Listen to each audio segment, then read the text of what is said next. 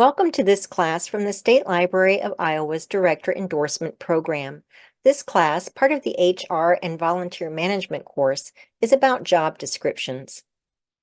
My name is Mary Ann Morey, and I'm District Consultant for the State Library of Iowa.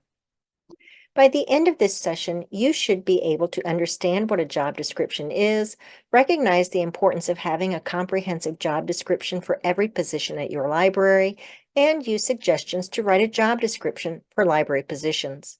In order to find the most capable person for a position, you must be able to accurately communicate to the applicants the requirements of the job and the related working conditions.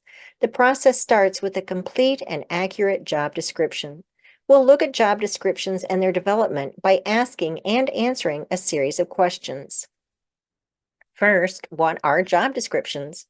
Job descriptions are internal documents that outline and clearly state the various tasks of a position and how that position fits into the mission and organization of the library. Job descriptions should clearly outline what the position is and does, with specifics as to its duties and responsibilities.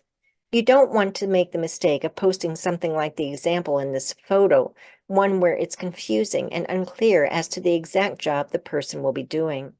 Typical job descriptions help both supervisors and employees understand the nature of the work to be done, as well as the level of complexity, the supervision received or provided, the education and experience required, and the physical requirements necessary to perform the job.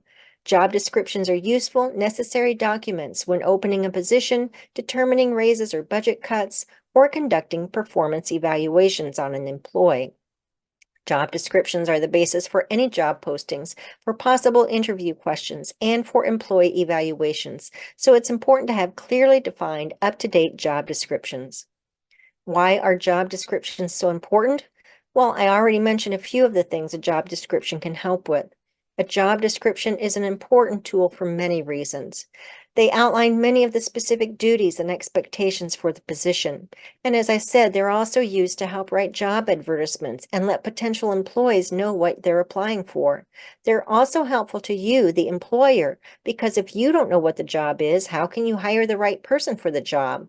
The job description will help you recruit the person with the right skills. A good job description can be used as a retention tool, since explicitly spelling out the job's expectations can help alleviate any disagreements or frustrations from the employee. Additionally, job descriptions are great for starting the salary negotiations and especially for comparing with similar jobs within other departments of the city. As stated earlier, the job description is the basis of employee evaluations. Knowing what the job duties are as well as the abilities needed help when evaluating the person in the position.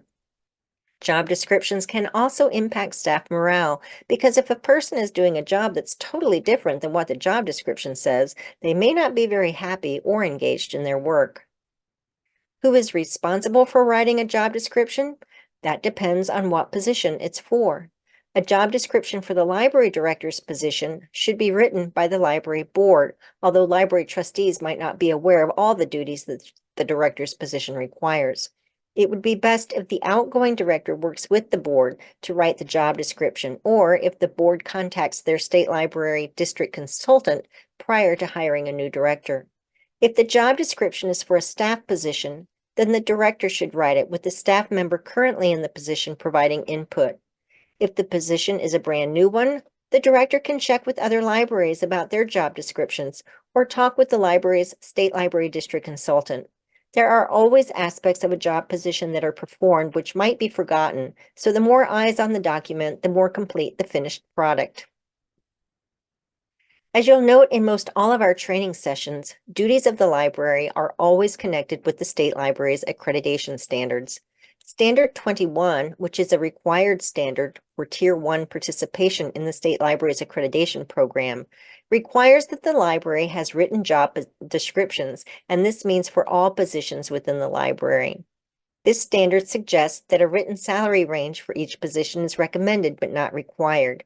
The downside of including salary ranges in your job description is that if they change, you then need to update the job description to reflect that. This standard also recommends that the library's job descriptions are included in the city's personnel plan. Remember, your library is a department of the city, so this makes perfect sense. When salary negotiations are happening, it's harder for a city to ignore the library or not include the library when your job descriptions are included with the rest of the city employees' job descriptions. Where do you begin to write a job description? You first need to determine the library's needs that you're hoping to meet through a particular job position.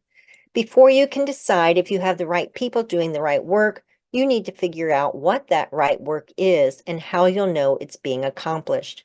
You want to think clearly and realistically about what you need, and be sure to include what is currently being done as well as what you'd like to accomplish that perhaps is not currently being done by anyone. Check with your city or county if you're part of a county system, as they might already have a form that can be used to help you determine a description. You'll want your finished product to be similar to the city's other job descriptions, at least in format. When creating a job description, be forewarned that there may be some limitations on the use of words such as manage or coordinate or supervise, especially when it comes to pay. You'll also want to avoid using too much library jargon.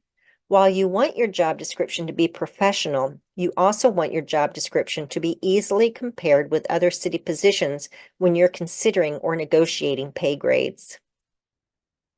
One way to begin developing a job description is by performing a job analysis questionnaire. The State Library has developed a public library compensation toolkit that includes such a questionnaire. The questionnaire is downloadable and includes a step-by-step fill-in-the-blank format that helps you determine some of the details necessary to develop a job description. The questionnaire is a useful tool if you need to revise job descriptions that haven't been updated for many years, or if you need to develop a brand new position at your library. A good job description typically has a list of major elements. These include job title and status, a job summary, a list of the essential duties and responsibilities, required or preferred experience and education, something known as KSAs, which stands for knowledge, skills, and abilities, general working conditions, and any wage, salary, and benefits provided with the job. We'll walk through each of these sections in more detail. You want to choose job titles that make sense for your library. Many positions wear multiple hats, so try to choose a title that covers that fact. Be careful of trendy titles that may not accurately reflect the actual duties of the position. Also be sure to have different titles for different types of positions. For instance, not everyone else in the library can be considered the assistant director. You want to have some clarity in the various positions at your library. The job title can determine the types of duties that might be included with the job. For instance, if you have library assistants and library clerks, is there a clear difference as to the expectations of duties? If so, those duties will need to be clearly indicated, and there will likely be a difference in salary expectations. More responsibility and more duties mean more compensation is expected.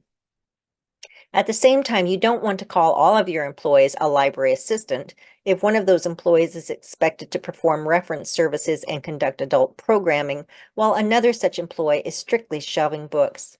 If you utilize similar titles for various positions within your library, differentiate the categories with a number. For example, a library assistant 1 might be a shelver, while a library assistant 3 might be someone who works the reference desk and oversees library programming. Status refers to the various considerations noted on the slide. Is the position full-time or part-time? If part-time, how many hours? Be sure to note in the status if nights and weekends, whether regularly or occasionally, are required, if the position works on a rotating schedule, or if there are other similar scheduling aspects.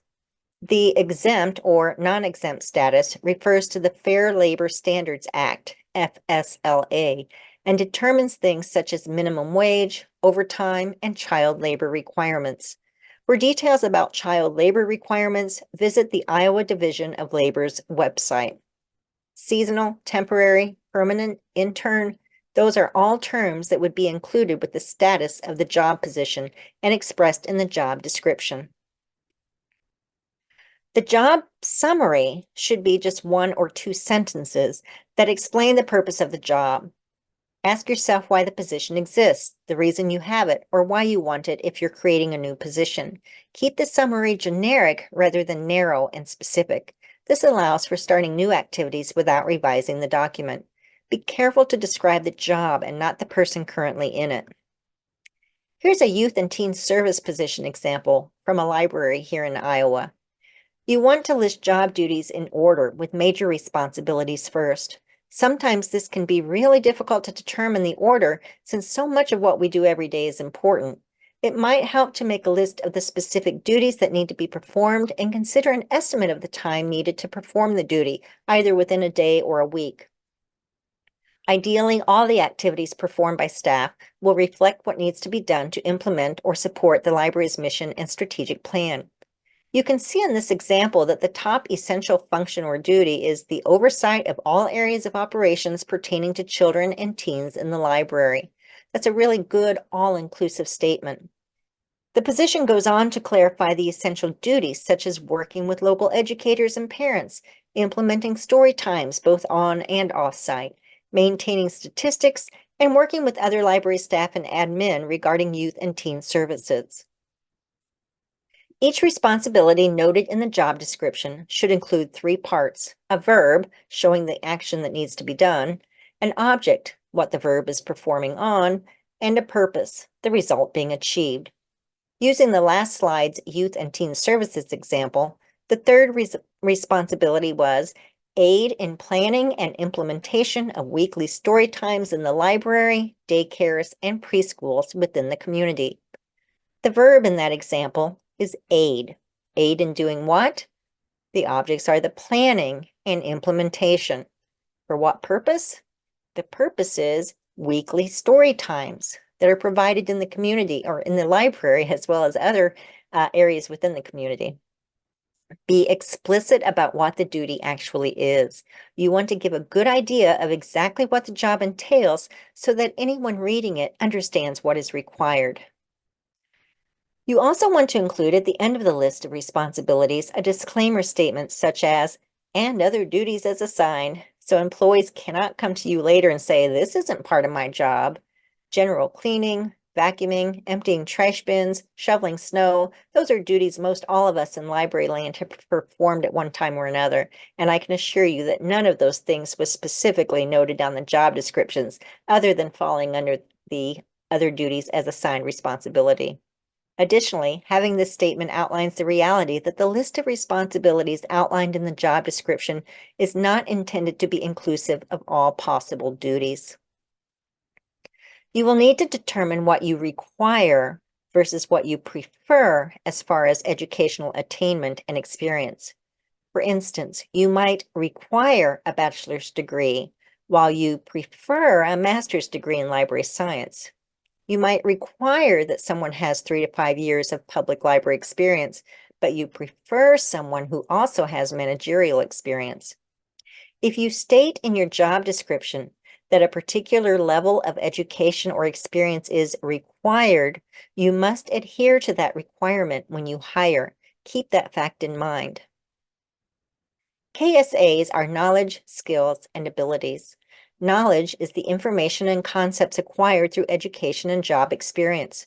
What kind of knowledge will you require for this job? A high school degree, some college, a bachelor's degree, an MLS? What type of experience? Supervisory, experience with children or programming, clerical or administrative? And how long? 1 year, 5 years? Many Iowa library jobs require that employees get a specific level of endorsement from the state library program within a certain time period. Skills are the manual and mental capabilities gained through training and work or practical experience. Examples might be proficiency in Microsoft Office products such as Excel, or the ability to drive. In other words, you must have a valid driver's license. Abilities are natural talents, capacities, and aptitudes possessed by employees. For example, the ability to communicate effectively with a diverse population, or an ability to set priorities and plan and coordinate and organize your own work, or the ability to establish and maintain effective working relationships with other staff. Are partnerships necessary to the survival of library programs? then the ability to reach out, form, and sustain partnerships with community businesses is a good example of an ability to include in your job description. Describe the activities you want this position to include. Ask yourself what desired results you need.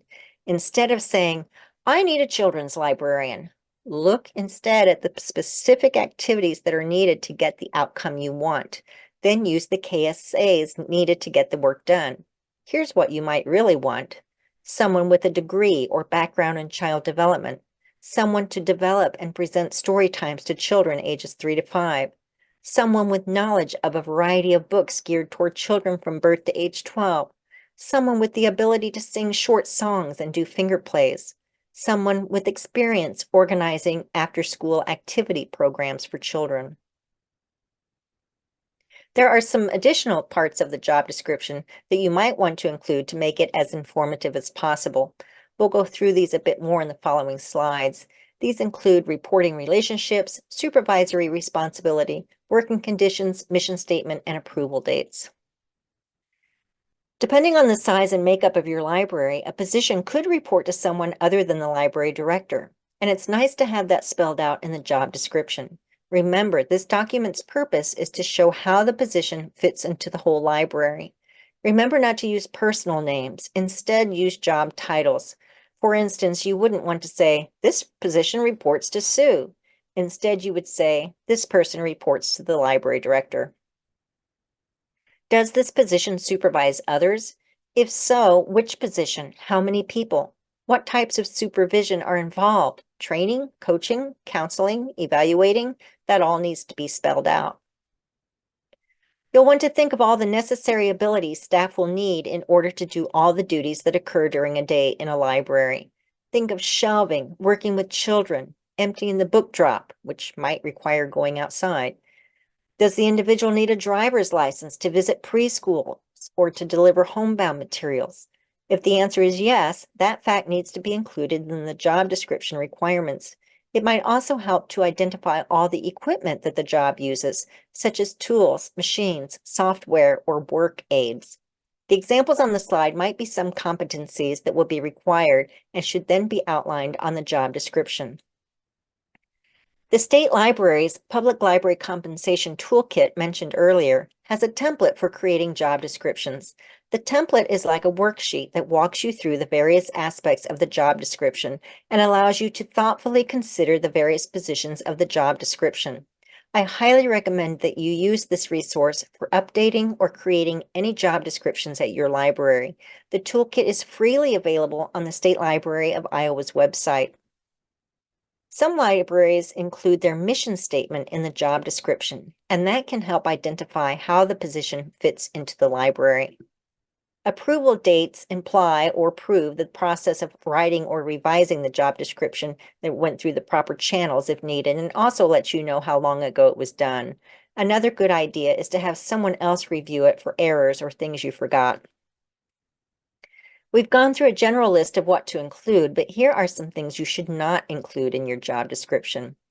Too many details not only bog down the document, but aren't necessary. Adding items such as unlocking the door, emptying the trash, and those kinds of mundane tasks pertain to all jobs, not just this one specifically. Details about benefits and pay are not usually part of the job description, but they may be part of the job classification and fit in a framework of all the positions in the library and how the salary line item in the budget is doled out. This is good information to include in a job announcement, however, so keep that in mind when you post the opening. Details such as product names, like the name of your ILS, is too much information. Keep it generic if possible. Plus, whenever you change vendors, and you'll have to revise the job description. Do not include any personal names in the document. Remember, it's about the job, not about the person doing the job. Remember that there's a big difference between what is needed in a small library as opposed to a larger library. While you can likely get some good job description examples from other area libraries, this does not mean that those job descriptions will be appropriate for your library. If you feel overwhelmed with writing or revising your library's job descriptions, the State Library has resources to assist you. The Public Library Compensation Toolkit And your district consultant can be tremendous resources for you, so don't hesitate to consult one or both resources. This concludes our class about job descriptions.